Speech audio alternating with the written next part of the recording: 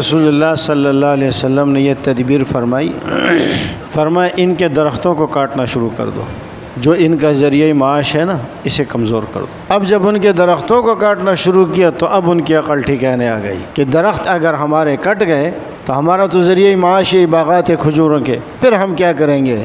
اب ان کی چیخیں نکلنا شروع ہو گئی اور وہ اس بات پر آمادہ ہو گئے کہ ہم جزیہ دیں گے، یہاں رہیں گے، ہمارے درختوں کو کچھ نہ کہو۔ اور اللہ رب العزت نے کیا فرمایا؟ ما قطعتم من لینۃ او ترکتموها قائمۃ علی اصولها فباذن اللہ۔ میرے نبی نے جو کام کیا ہے نا یہ اپنی مرضی سے نہیں کیا، یہ میرے حکم سے ہوا ہے۔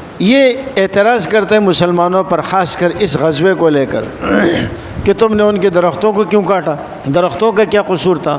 2-3 جمعے پہلے میں تورات، انجیل اور بائبل لے کے آیا تھا اور میں نے آپ کو کھول کے دکھایا تھا